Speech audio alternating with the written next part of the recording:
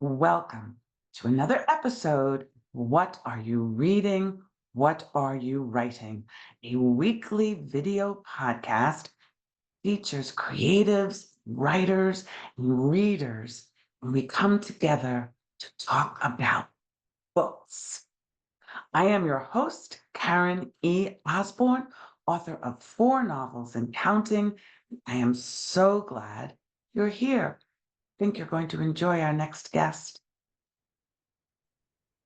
I'm so glad you decided to join us again. I hope it's again. And I also have another again, and that is my writer friend, the amazing Linda Rosen. Hi, Linda. Hello, Karen, and everybody else.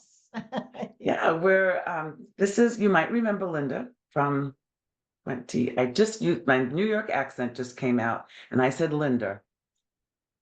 Oh, Linda. Every once in a while, my New York accent yeah, the shows R up. comes after a vowel. Exactly. So Linda went from being a fitness guru, although I've seen photos and I know she's still doing it, to a award-winning novelist. Her latest, The Emerald Necklace, is, according to one reviewer, there are lots of lovely reviews already, but here's one. Engaging and mysterious, the emerald necklace sheds light on the inevitable time when lovers, family, friends, and circumstances change and force you to reinvent yourself, whether you want to or not, and probably whether you're ready or not, right? Right, right, right. The change happens. So welcome back, Linda. So good to be with Oh, you. 3 books. Congratulations. That Thank is you. so that is so awesome. So that's how you and I also know you're involved in a lot of writers groups. I saw in your bio like 4 or 5 is a lot. It looked Right. like a lot. So I want to talk about that and I want to talk about your fitness life. But let's start with the premise of the Emerald Necklace. What is it about? Okay, well, it's 1969 and women are fighting for equality, but you have Again, wrote again. again. Let me tell you, this book, I wrote this book while Roe v. Wade was law, but Mm. it's set at a period of time that women are fighting for the right. And I finished the book when Roe was no longer law. So it really, and it's a very timely story, except it's not really just about women's rights, but yeah. So it's 1969 and women are fighting for equality. You have Rosalie, who's an insecure sculptor, and Fran, a best-selling mystery writer. And they've Mm. got their own issue. And then there's this bitter envy between the two of them. And you have Rosalie's granddaughter, Jill, who has a beautiful emerald necklace that Fran is fascinated by. This necklace could bind the women together, or it could tear this tenuous friendship apart. It's Mm. all what Wow, it's all what secrets are behind the emerald necklace. that is cool. That sounds so good. That sounds so exciting. So tell us about Rosalie. What do you love about her? Okay, Rosalie. Well, let me just explain because it does go back to fitness. Oh, about 25 years ago or so, I had a client named Rosalie, and she was in her 80s. My Rosalie in the book is in her 60s. But I adored this woman who was a feisty woman. And every week she would meet with a group of friends at her home, and they had their own little salon. And I used to think about writing a book about these women, but I didn't know what they were going to talk about. And I wanted them to be on a front porch because I just love that image. So I created Rosalie and her pack of friends who meet on her front porch every Thursday for tea. But I didn't, Mm. as I said, I didn't know what they were going to talk about. It was not going to be mundane stuff. Well, I had just finished writing uh, Sisters of the Vine, which took place in the 60s and 70s, and I wasn't finished with that period of time. But I didn't want to do Vietnam War. I didn't want to focus on civil rights. All of that does feed into the Emerald Necklace, but those weren't going to be my major points. So believe it or not, I had to Google what else went on at that time, even though that was my period of time. And I found the strike for equality on August 26th of 1970. That it was an enormous strike in New York, and it was in other cities also. Um, I don't know. I lived only a half hour away from Manhattan where they were, and I didn't know anything about the strike. Yeah, I So, didn't either. yeah, amazing, right? Mm. I researched it. I found women who actually were there, one who was one of the organizers, along with Betty Friedan and Gloria Steinem. And that kind of set me off into what the women on the porch were going to speak about and what the secret behind the emerald necklace was going to be. And my characters were going to take, and they take a road trip.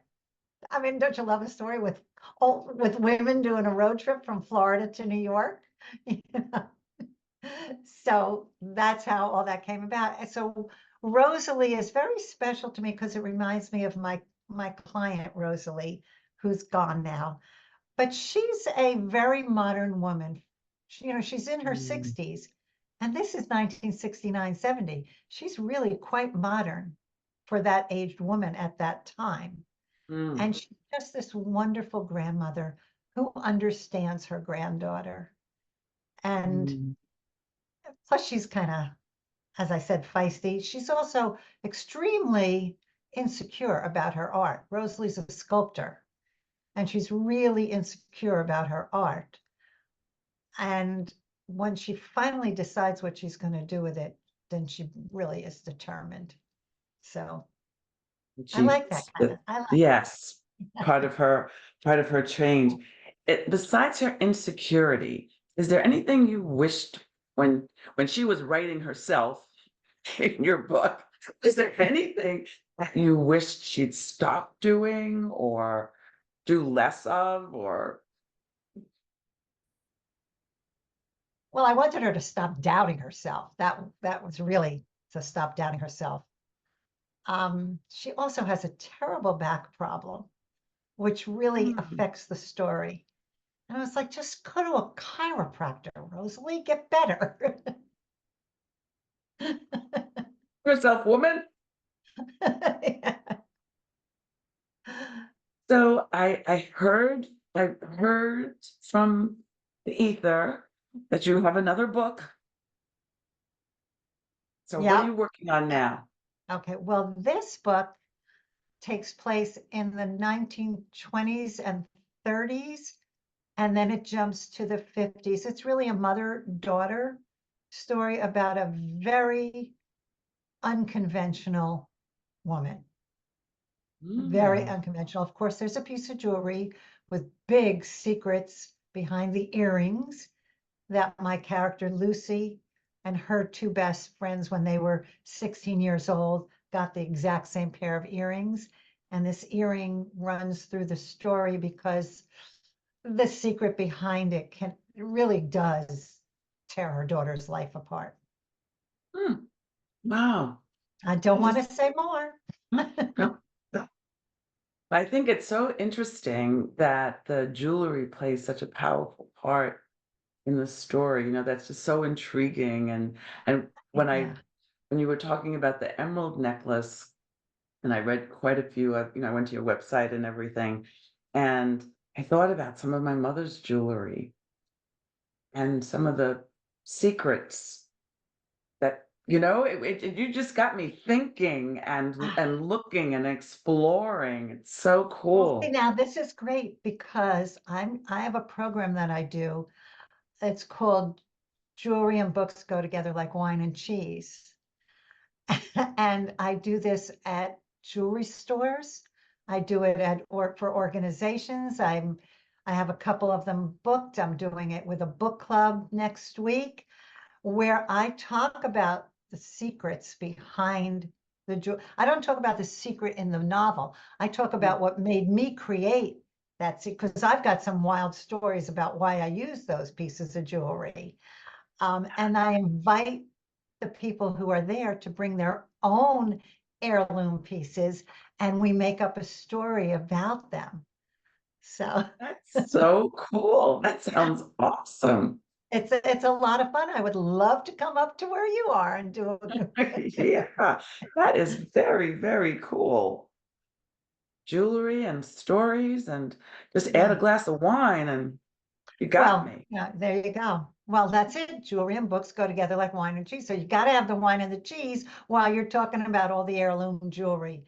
And it's fun because everybody has a piece of grandma's pearls or Aunt Mildred's charm bracelet or something. And if you Yeah. don't have your own story, I'll make up one, and I'll start it. And then the other people chime in. Like I might give the first sentence, and then the other people will start creating a little story about it. So your ring from your grandmother might turn up in somebody's dumpster. Yeah. You never know. Well, remind me when we say goodbye about a local book club that might be very, very interested in that. Okay, thank you. Thank you. This is good. So you're involved in a lot of writing groups and associations, besides the ones that you created yourself, but you belong to others. Tell me what role that plays in your life, both in terms of giving back, giving to others, and also how it feeds you. It truly feeds my soul. That I have to say that. Getting into this writing world later in life, because I didn't start till I was in my 60s, even though I might only be 30, Uh, but it opened up my world. I'm sure it did to you too. The new, more and more people that I meet who I truly call friends. It's just been an amazing journey. I love the camaraderie. I love the give and take. I enjoy, and I have always enjoyed, helping another author to present another author to other people. When I was just in book clubs and I would learn about somebody who they didn't know about, learn of an author or a book that the average person wasn't learning about. Um, and that's what we do. And I think it's just an incredible experience. And my life blossomed through it. And the organizations, like I'm in the Women's National Book Association, where I'm vice president of the South Florida chapter and I handle programming there. So I meet so many more people through that. It's the Mhm. networking through Women's Fiction Writers Association. It's the networking and even Bookish Road Trip, which is all virtual. I mean, the Right. others we get occasionally get in person, but Bookish Road Trip is only on Facebook. It's all virtual, and yet I have made some wonderful friends and amazing people that have come into my life now. Yeah, yeah, that sounds very, very good. Um, and we have a lot of the viewers are writers, and would be writers, or I shouldn't say would be, yet to be published writers, Right. that watch this. So that's something to keep in So mind, all those folks. organizations, yeah. I mean, I found my publisher because of Women Fiction Writers Association. I heard of him through them because I was tired of the querying part of it, and I was looking for somebody I didn't need an agent for. And through that, or it's all the networking. You get book clubs, you get places to go and speak, or you bring the other people to my organization. Um, and you know, I took on hats and jobs that I never knew I was going to ever do. So you're still growing. You're growing and Well, expanding. that's the whole idea. We're never done. They were never done. You're never too old, you're never too young, you're never too anything. Right. What's Keep my growing next and gig? What's my next right? thing? Right? So, was there a book or an author in your past that had a big impact on who you are as a writer You or know, as a that, person? yeah, that question, I've been asked that question so many times, and I would love to be able to point to one person. I gotta go back to, well, my mother made me a reader. I mean, so Mm, ever since I read the Bobbsey twins, I've been a major reader. And I always dreamt about, oh my gosh, it would be so wonderful to write a book that people would curl up with a cup of tea and read a book that I wrote, never imagining that that was going to happen. I just thought it was such a wonderful, cool idea. I was in book clubs and just we would have authors come and I wanted to be that person, but I didn't want to write the book until much later in my life. Uh, so I can't say one particular person. I guess I'll say mm. my mother. But I will say, I will give a shout out to one of my favorite authors, Fiona Davis, because it's one of her books that influenced my writing, what I'm writing now, my work in Mm. progress. So it was one Cool. of her books that really influenced it. So, you never know where it comes from. It's true. And all of us as writers, we're major readers because Yeah, not only because we love to read, but we also learn from other authors. It's absolutely. yeah, absolutely. So have you read anything lately that you could recommend to our audience? Can I do a few? Yes. Okay, I think my favorite book of the summer was The Secret Book of Flora Lee by Patty Callahan Henry. It Mm, just resonated with me. Because so much of that had to do with my work in progress, but I loved that book. And I listened to a lot of audios, and James is phenomenal on audio. The James book, the Jim character from Huckleberry Finn, yes, yes. wonderful, wonderful book. But I'd really like to give a shout out because those names are known by a lot of people. Hmm. They are in the New York Times or whatever. I want to give a shout out to two other books I read this summer that I just thought were wonderful by lesser known authors. One is Threadbare by Jane Rubin. Did you read Yes, that? yes. Fabulous. That's a Wonderful, fabulous, wonderful fabulous book. book. Wonderful book. I think one of your books and her books are set around the same period of time. Yeah. Yeah. Maybe your characters know her characters. And the other one, our friend Janice Robinson Daly, I mean, our sister publisher or whatever, her book just came out today, The Path Between Her Feet, and that was a phenomenal book. So Yeah. I want to tell other people, as you do, lesser known authors, because there's so Yes, many yes. phenomenal books out there. And Janice's interview, because I interviewed her, so it was posted to not today because this yours is going to be Right, I yeah, the understand. day that Right. I'm recording it. I posted Janice's interview with me on her pub day and had the pleasure of reading her book while it was in progress, Yes. being a beta reader Yes. for her book. And I love Janice, and plus she's so smart and marketing savvy. Oh Oh my yeah. Yeah. goodness. Yeah. She's She's amazing. amazing. She's amazing. Yes.